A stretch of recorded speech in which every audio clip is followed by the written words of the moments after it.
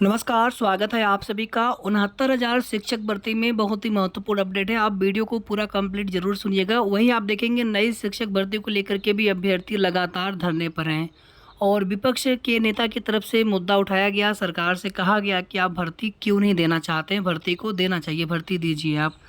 69,000 शिक्षक भर्ती में विवादों पर भी आप देखेंगे केंद्रीय मंत्री सहित विपक्ष सभी लोगों ने इस मुद्दे को उठाया है और न्याय की उम्मीद जताई है।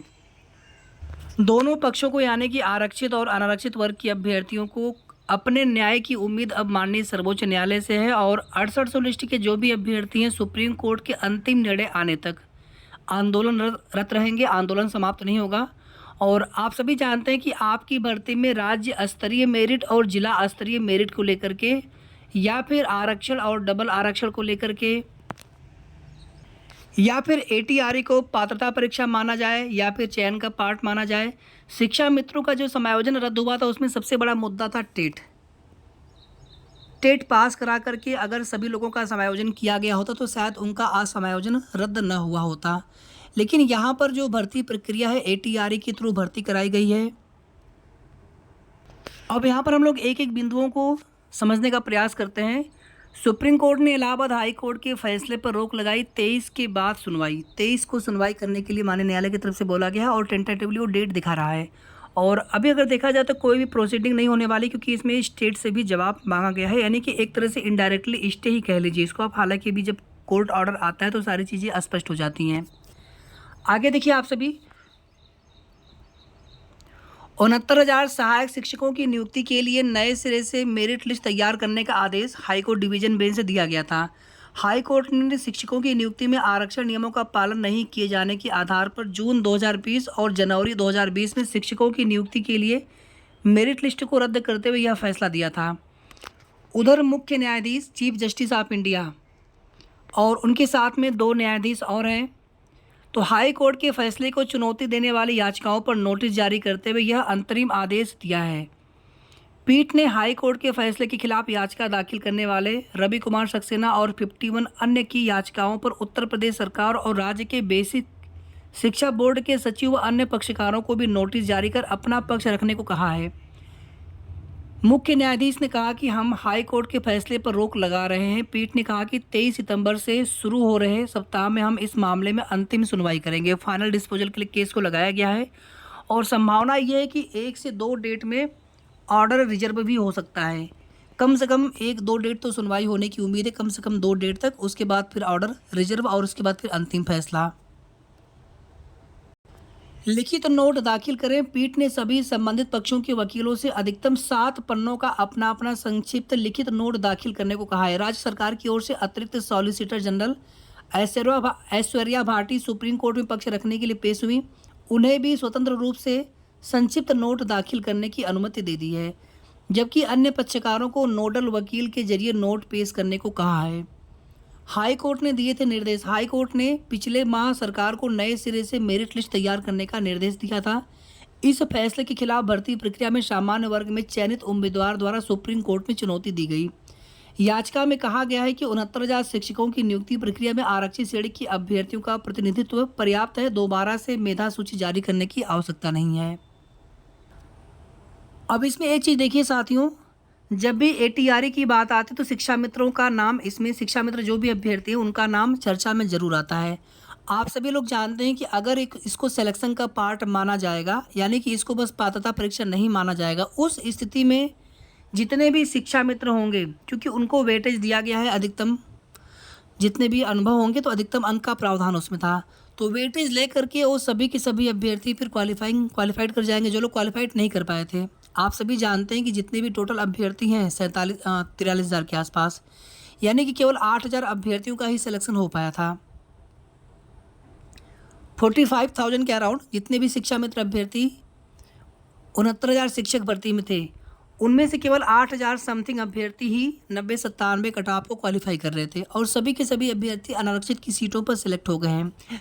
लेकिन अगर एटीआरई को चयन का पार्ट माना जाता है तो उस स्थिति में वेटेज का लाभ फिर उनको सुपर टेट में दिया जाएगा, ना कि अंतिम मेरिट लिस्ट में। और सुपर टेट में अगर उनको भारांक मिलता है तो उस स्थिति में उनके क्वालिफाइड सभी के सभी लोग लगभग हो जाएंगे, जहाँ तक हमें लग रहा है, कुछ ही अभ्यर्थियों को छोड़ करके। फिर इतना ही नहीं, फिर वही मेरिट फिर उनकी आगे चयन सूची में देखी जाएगी, तो सिलेक्शन तो उनका वैसे भी होना है।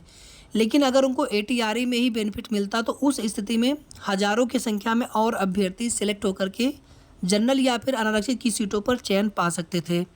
तो यहाँ पर सबसे बड़ा सवाल वही है कि ATRE को पात्रता परीक्षा या फिर चयन का पार्ट माना जाए। हालांकि हाई कोर्ट डिवीजन बेंच से आप देखेंगे तो ATRE को पात्रता परीक्षा ही माना गया है।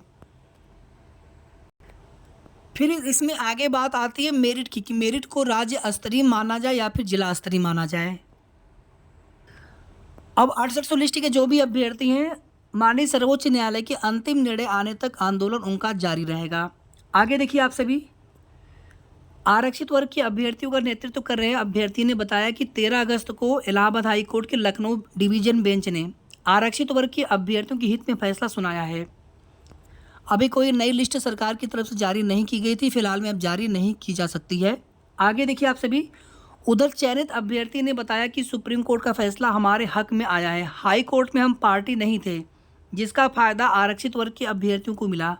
बार बार कोर्ट को राज्य स्तरीय मेरिट बताकर गुमराह किया गया। हमने सुप्रीम कोर्ट में बताया कि यह भर्ती जिला स्तरीय है, हमारा नियोक्ता BS से है और आरक्षण भी जिला स्तरीय है। 23 सितंबर को सुप्रीम कोर्ट में हमारे पक्ष में निर्णय होगा। देखिए, इसमें भर्ती तो है स्टेट लेवल की, सभी को पता है, लेकिन जिला प्रेफरेंस देने की वजह से जिला स्तरीय कहीं ना कहीं मेरिट बनती हुई दिख रही थी। और सारे जो विवाद की जड़ यहीं से है। दोहरा खेल न खेले सरकार, अखिलेश निराश न हो अभ्यर्थी, केंद्रीय मंत्री जी। अब यहाँ पर देखेंगे तो यहाँ पर भी विस्तार से कल की सुनवाई को लेकर के जानकारी दी गई है। बाकी ऑलरेडी आज सब कुछ आपको हम बता चुके हैं।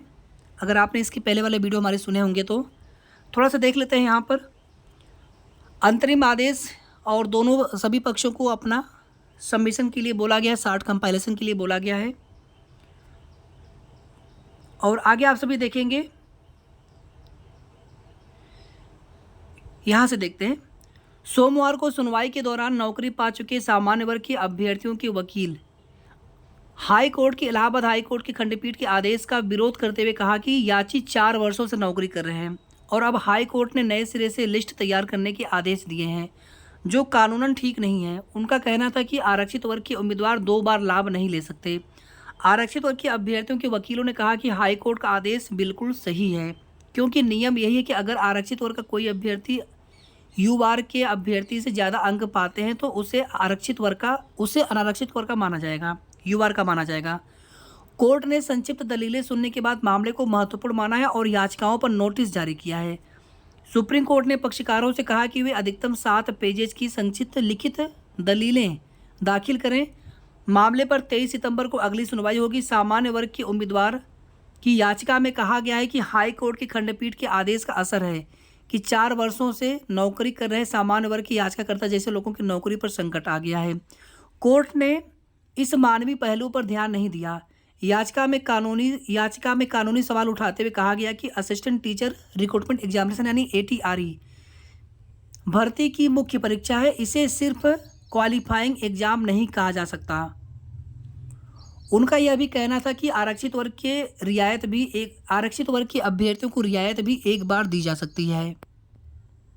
क्योंकि आप देखेंगे टेट में जो भी रिलैक्सेशन मिलता है तो उसको ऑलरेडी पात्रता परीक्षा माना गया है सुप्रीम कोर्ट से ही। अब यहाँ पर जो भी चीज़ें थी आकर के ATRE पर अटक रही थी।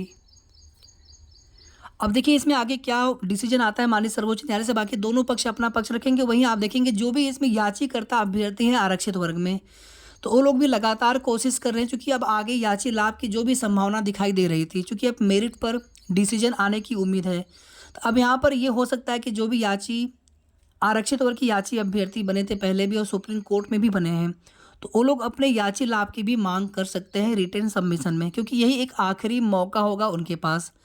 बाकी जो भी 6800 लिस्ट के अभ्यर्थी हैं, जो भी नियमानुसार पहले से 6800 की लिस्ट आई थी, हालांकि उसको रद्द करते हुए नए सिरे से नई लिस्ट बनाने के आदेश हैं, तो उस स्थिति में जितने भी नए अभ्यर्थी सिलेक्ट होकर के आ पाएंगे या फिर जो भी इसमें चयनित शिक्षक अभ्यर्थी प्रभावित होंगे, तो अब देखना ये होगा कि माननीय सर्वोच्च न्यायालय से क्या डायरेक्शन आता है उनको लेकर के, उनके नौकरी को लेकर के किस प्रकार से उनको एडजस्ट करने का आदेश आता है। बाकी यहाँ पर न्यूज़पेपर के माध्यम से और भी अपडेट है, आप देख लीजिएगा, वही सारी चीज़ें यहाँ पर भी हैं। ठीक है, यहाँ पर भी आप सभी देख लीजिएगा। आरक्षित श्रेणी के अभ्यर्थियों की बड़ी धुक धुकी न्याय की आस। 69,000 शिक्षक भर्ती मामले में कहीं खुशी तो कहीं गम। सुप्रीम कोर्ट के निर्णय से अनारक्षित श्रेणी की अभ्यर्थी खुश। शिक्षक भर्ती मामले में दोहरा खेल न खेलें सरकार। बाकी कोर्ट ऑर्डर आने दीजिए और अब सभी पक्ष और उसमें स्टेट भी है, कुल मिलाकर के अपना शार्ट कंपाइलेशन, अपना जवाब, अपना रिटन सबमिशन दाखिल करेंगे, अपनी संक्षिप्त दलीलें दाखिल करेंगे सभी के सभी पक्ष। उसके बाद फिर देखिए माननीय सर्वोच्च न्यायालय में अंतिम सुनवाई होगी, चाहे 1 डेट सुनवाई चले या फिर 2 डेट सुनवाई चले। उसके बाद फिर ऑर्डर रिजर्व करते हुए जल्दी ही आदेश भी आने की उम्मीद रहेगी। तो ये कुल मिलाकर के महत्वपूर्ण अपडेट थी 69,000 शिक्षक भर्ती से संबंधित। और यहाँ पर देखेंगे तो प्राइमरी शिक्षक भर्ती को लेकर के भी आप देखेंगे लगातार छात्रों का अनवरत धरना जारी है, जिस पर कि विपक्षी की तरफ से सवाल उठाए गए हैं सरकार पर। शेष आगे की जो भी जैसी भी जानकारी होगी समय समय पर आप सभी को ऑथेंटिक और सही अपडेट देते रहेंगे। तब तक आप सभी अपना ध्यान रखें। वीडियो को आप लोग प्लीज़ लाइक शेयर कर दिया करें और अगर आपने अभी तक चैनल को सब्सक्राइब ना किया हो तो ज़रूर सब्सक्राइब कर लीजिएगा। धन्यवाद।